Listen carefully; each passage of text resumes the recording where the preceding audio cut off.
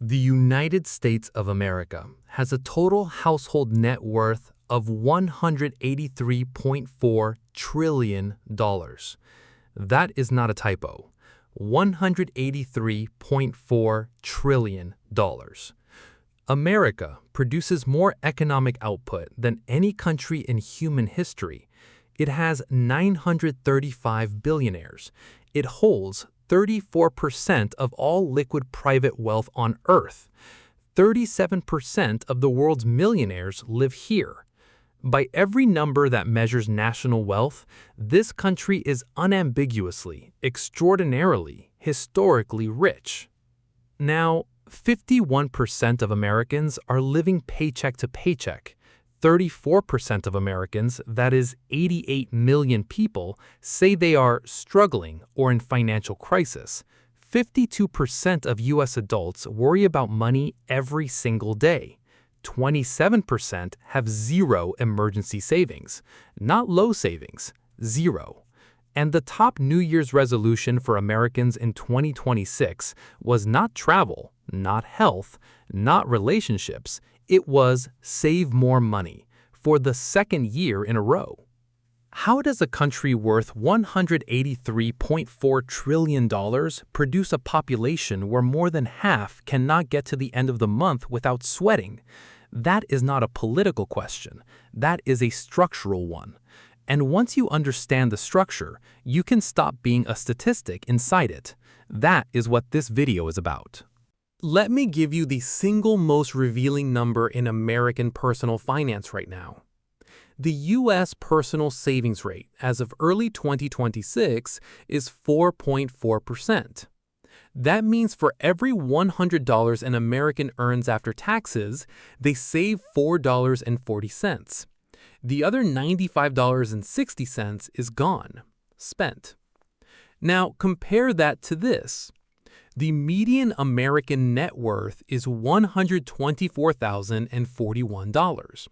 That sounds okay, until you find out that number places Americans 15th globally in median wealth per person. Not first, not second, 15th. Behind Australia, behind Belgium, behind New Zealand, behind countries with a fraction of America's total economic output. Here is what that gap tells you. America is extraordinarily wealthy in total, but that wealth is extraordinarily concentrated at the top. The top 1% of Americans control 31% of all national wealth. The top 10% of income earners accounted for 49.2% of all consumer spending in Q2 of 2025, the highest concentration of spending by a small group since records began in 1989. In plain language, a small number of Americans have most of the money, and the spending patterns of the remaining majority have been designed to keep most of that money moving towards the same small group. The system is not broken. It is functioning exactly as it was built. The question is whether your financial behavior is built to work inside that system or whether it is working for the system without you realizing it. Here is where it gets personal. Because most people look at these statistics and think, that's not me, I make good money. And they're right. But income is not the variable that determines whether you end up comfortable or broke. Behavior is. And American behavior has been shaped by one of the most effective marketing environments ever constructed in human history. Consider this. Even among Americans earning over $100,000 a year, more than 1 in 4 say they could not cover a $2,000 emergency within a month without borrowing or going into debt. 1 in 4 earning 6 figures.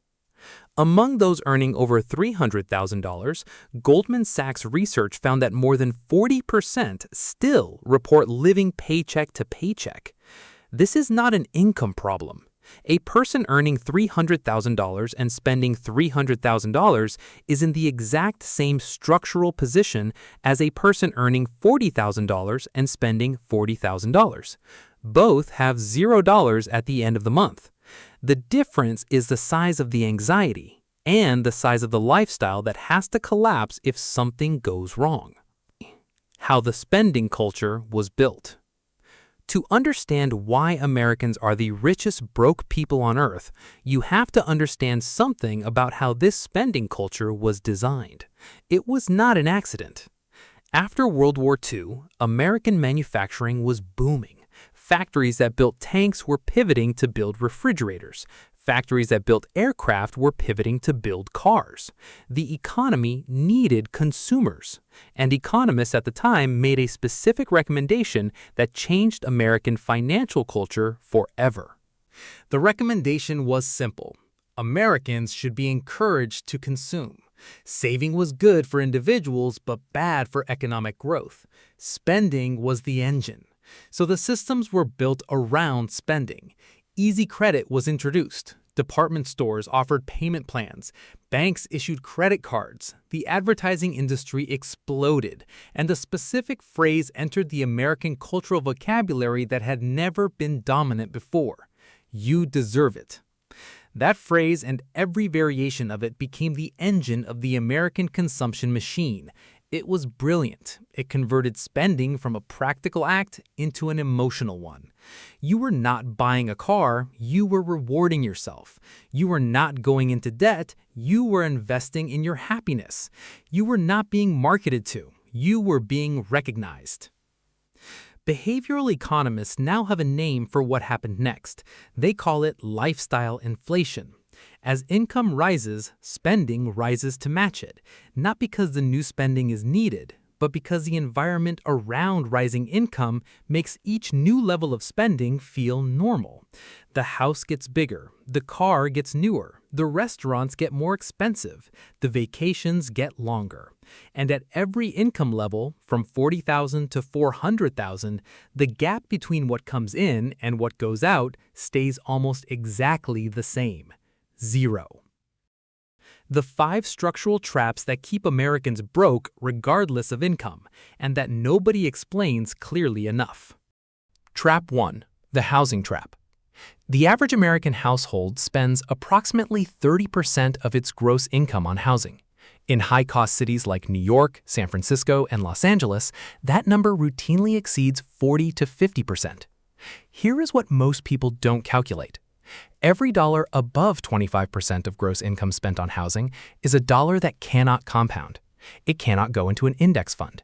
It cannot build a business. It cannot sit in a high-yield account earning 4.5%. It goes to a mortgage or a landlord, and it does not come back. The housing decision is the single largest financial decision most Americans make, and most Americans make it almost entirely on one metric. Can I afford the monthly payment? Not what percentage of my income is this, not what does this cost me over 30 years, not what is the opportunity cost of this money, just can I afford the payment? That question, answered in isolation, has put millions of American households into a housing cost that leaves no room for anything else. Trap 2. The car trap. The average new car payment in America in 2026 is approximately $750 per month. The average used car payment is approximately $520 per month. Over 5 years, the average American car loan cost roughly $45,000 in total payments on a vehicle that will be worth approximately 40% of purchase price by the time the loan is paid off. Here is what that number looks like differently. $750 per month invested for 30 years at an average market return of 10% becomes approximately $1.7 million. Most Americans will own 8 to 12 cars in their lifetime. Each one depreciates, each one is financed, each one represents a monthly payment that could have been compounding. The car is not the trap. The financed car, bought new, traded early, financed again, repeated across a lifetime, that is the trap. Trap 3. The subscription leak. This one is quiet. That is why it works. According to Empower's 2025 spending data, the average American household carries approximately $273 per month in active subscriptions, many of them forgotten, many of them used less than once a month. That is over $3,200 per year. Over 30 years, invested conservatively, that subscription leak alone could produce over $100,000 in retirement assets. The subscriptions are not the problem. The autopay is. Autopay was designed by subscription companies specifically to remove the moment of decision from the recurring charge. If you have to decide every month whether to pay, many people cancel. If it happens automatically, most people never notice. That is not a coincidence. That is the business model. Trap 4. The credit card interest trap. Americans currently carry $1.277 trillion in credit card debt. The average balance per cardholder with unpaid debt is $7,886. The average interest rate is 21.52%. At minimum payment, the average cardholder takes over 7 years to pay off that balance and pays approximately $3,610 in interest on a $7,886 debt. That interest money does not disappear. It goes directly to the bank's profit. The 6 largest U.S. banks generated $250 billion in net interest income in 2024 from the spread between what they paid depositors and what they charged borrowers. Every American carrying a credit card balance is a contributor to that number, not through any dishonesty, through a system designed so carefully that the minimum payment feels like progress when it is actually treading water. Trap 5. The retirement delay trap. This one is the most expensive trap on the list because it is invisible until it is too late. The average American does not start seriously saving for retirement until their mid to late 30s. Here is the math on why that matters.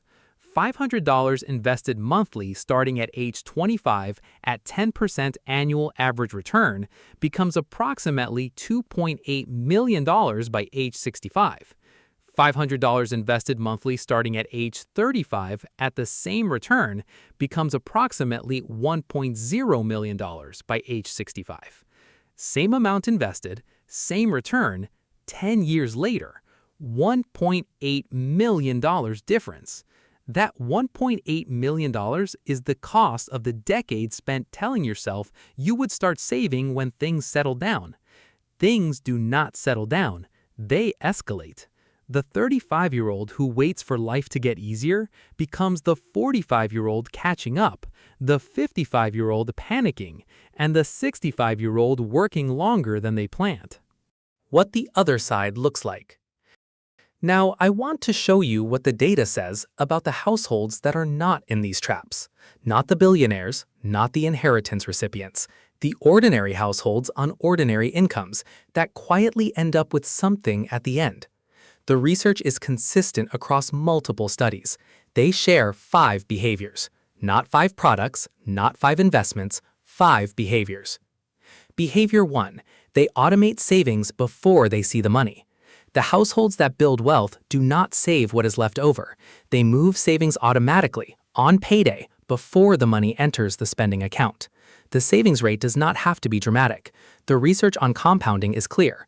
A household saving 10% automatically from the first paycheck builds more wealth over 30 years than a household trying to save 25% manually, inconsistently, when it feels comfortable.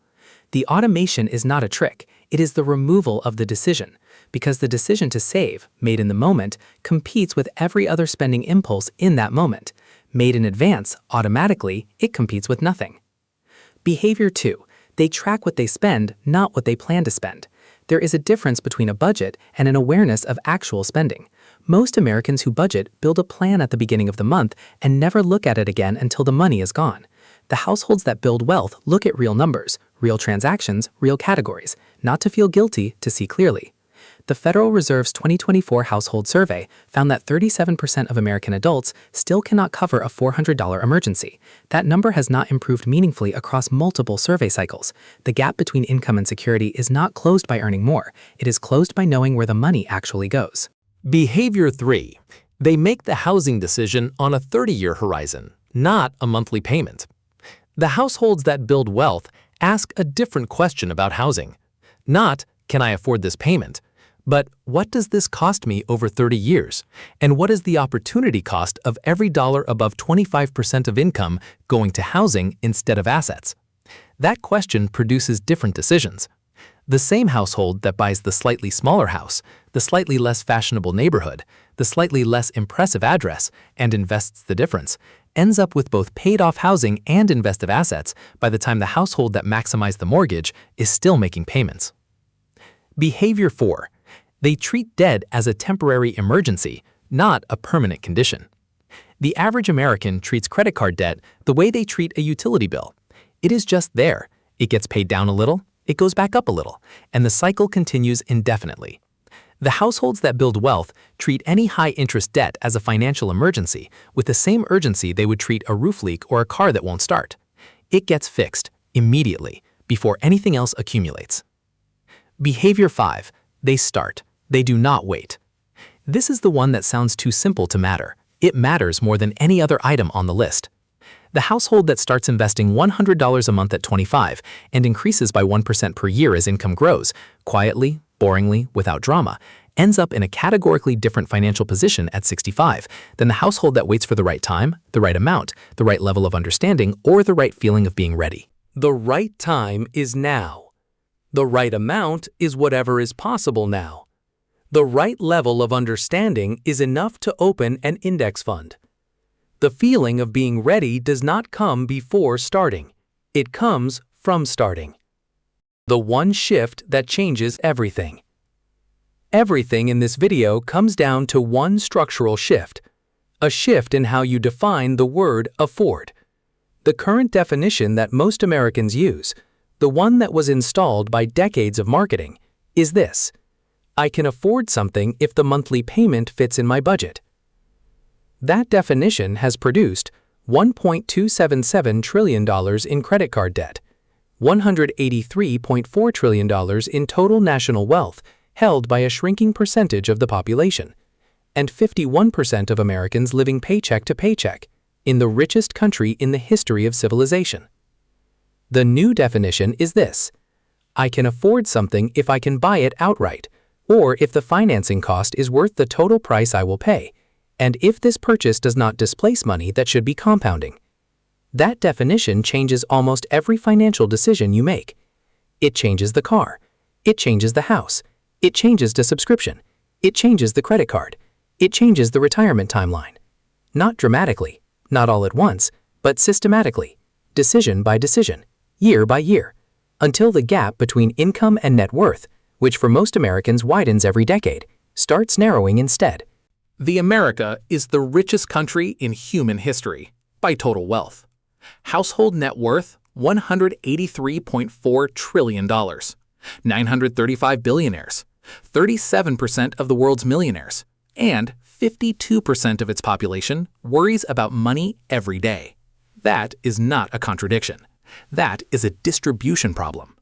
And the distribution problem at the national level is a mirror of the distribution problem at the household level.